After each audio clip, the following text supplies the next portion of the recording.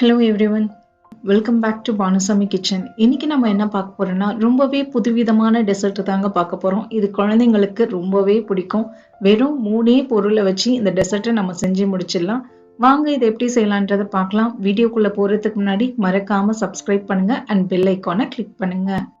ஒரு கடாயோ இல்லைன்னா நல்ல நான்ஸ்டிக் பேனோ எடுத்துக்கோங்க. அதுல 170 கிராம் ஆரஞ்சு ஜூஸ் சேர்த்துக்கோங்க. ஃப்ரெஷ் ஆரஞ்சு ஜூஸா நான் சேர்த்திருக்கேன். இதுல 100 கிராம் சர்க்கரையை சேர்த்துக்கோங்க. ஒரு 40 கிராம் கார்ன்ஃப்ளோர் சேர்த்துட்டு நல்லா இதை மிக்ஸ் பண்ணி விட்டுருங்க. நமக்கு அந்த கட்டிகள் எதுவுமே இல்லாம இருக்கணும். இது நல்லா மிக்ஸ் ஆன பிறகு நம்ம இதை கேஸ் ஸ்டவ்ல மாத்திட்டு கைவிடாம கிளறலாம்.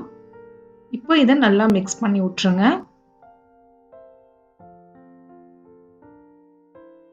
வெறும் 3 பொருள் தாங்க இதுக்கு. ஆரஞ்சு ஜூஸ், கார்ன்ஃப்ளவர், சர்க்கரை, வேற எதுவுமே தேவையில்லை. இதை கேஸ் ஸ்டவ்ல மாத்திட்டு மீடியம்ல இருந்து லோ ஃப்ளேம்லயே வச்சு கைவிடாம 10 நிமிஷம் கிளறிட்டே இருங்க. அதுதான் ரொம்ப இம்பார்ட்டன்ட். நீங்க கைவிடாம கிளறணுங்க, இல்லைன்னா கீழே ஃபுல்லா அந்த கார்ன்ஃப்ளோர்ன்றதுனால கட்டி பட்டுரும். நீங்க கைவிடாம ஒரு 10 நிமிஷம் லோல இருந்து மீடியம் ஃப்ளேம்க்கு வச்சு கிளறிட்டே இருங்க. பாருங்க, ஸ்டார்டிங்ல நம்ம இருக்கும் போது எப்படி இருந்தது, இப்போ கொஞ்சம் கொஞ்சமா கலர் சேஞ்ச் ஆகுது. ஆரஞ்சு கலர்ல வருது பாருங்க.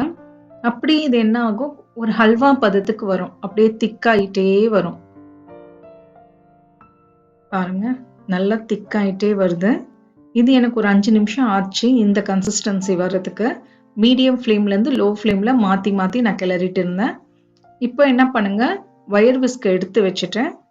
இந்த மாதிரி ஒரு நல்ல ஸ்பாட்டுலாவோ கரண்டியோ யூஸ் பண்ணிக்கோங்க. யூஸ் பண்ணிட்டு நல்லா கைவிடாம மறுபடியும் ஒரு 5 நிமிஷம் கிளறுங்க. இது உங்க குழந்தைங்களுக்கு ரொம்பவே பிடிக்குங்க. இது நம்ம சின்ன வயசுலலாம் கூட சாப்பிட்ருப்போம். ஒரு ஜெல்லி மாதிரி இருக்கும், குட்டி குட்டியா ஸ்வீட்டு. ஸோ அதே தான் இது.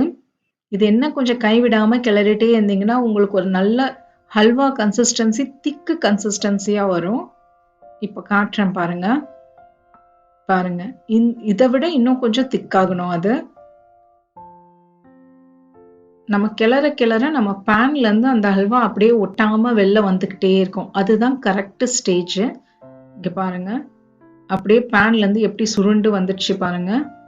இப்போ என்ன பண்ணுங்க, கேஸ் ஸ்டவ்வை ஆஃப் பண்ணிடுங்க. ஆஃப் பண்ணிட்டு உங்ககிட்ட கிளிங் ரேப் இருந்தா கிளிங் ரேப்ல போட்டுக்கோங்க.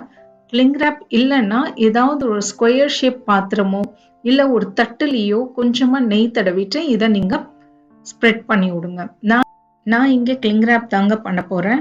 இதை கிளிங் ரேப்க்கு டிரான்ஸ்ஃபர் பண்ணிடுங்க. பண்ணிட்டு நல்லா ஸ்ப்ரெட் பண்ணி விட்டுருங்க. இதுவே நீங்க தட்டுல போடுறீங்க அப்படின்னா தட்டுல கொஞ்சமா நெய் தடவிக்குங்க. இந்த ஹல்வாவை அதுல போட்டு நல்லா ஸ்ப்ரெட் பண்ணி விட்டுருங்க. ஸ்ப்ரெட் பண்ணி விட்டு கிளிங் ரேப் பண்றீங்கன்னா இந்த மாதிரி க்ளோஸ் பண்ணி நல்லா லெவலா க்ளோஸ் பண்ணி கிளிங் ரேப் பண்ணிக்கோங்க. இதுவே நீங்க தட்டுல வைக்க போறீங்க அப்படின்னா தட்டுல லெவல் பண்ணிட்டு அப்படியே ரூம் டெம்பரேச்சர்லயே வெளியிலேயே விட்டுருங்க. ஃப்ரிட்ஜில் வைக்க வேண்டாம். ரூம் டெம்பரேச்சர்லயே ஒரு மணி நேரம் அப்படியே விட்டுருங்க. அது 1 மணி நேரம் நமக்கு திக்காயி வரும், ஒரு ஜெல்லி மாதிரி வரும். 1 மணி நேரத்துக்கு அப்புறம் நம்ம கட் பண்ணலாம். பாருங்க, எனக்கு ஆல்ரெடி திக்காயிடுச்சு. ஒரு 40 நிமிஷம் தான் எடுத்தது. இப்போ நம்ம இதை கட் பண்ணலாம். இது ரொம்பவே ஈஸிங்க. கட் பண்றது ஷேப் உங்களுக்கு கட் பண்ண வரலன்னா நீங்க கையில ஒரு கேண்டி மாதிரி பாலா கூட பிடிச்சி வைக்கலாம். நான் இங்க ஸ்கொயர் ஷேப்ல கட் பண்றேன். பாருங்க, ஹெல்த்தியானதும் கூட. பிகாஸ் நம்ம ஒன்லி ஆரஞ்சு ஜூஸ் தான் யூஸ் பண்றோம், பிளஸ் கார்ன்ஃப்ளவர் பிளஸ் சுகர் தான். குழந்தைங்களுக்கு இது ரொம்பவே பிடிக்கும். நான் இப்போ இதுல மேல சர்க்கரையை கொஞ்சம் தூவி டெக்கரேட் பண்ண போறேன். அது ஆப்ஷனல் தான், நீங்க இதை அப்படியே சாப்பிடலாம். ரொம்பவே ஈஸியான டெசர்ட். ட்ரை பண்ணி பாருங்க. உங்க குழந்தைங்களுக்கு கண்டிப்பா பிடிக்கும்னு நான் நம்புறேன். மறக்காம சப்ஸ்கிரைப் பண்ணுங்க அண்ட் பெல் ஐக்கானை கிளிக் பண்ணுங்க. தேங்க்யூ ஃபார் வாட்சிங்.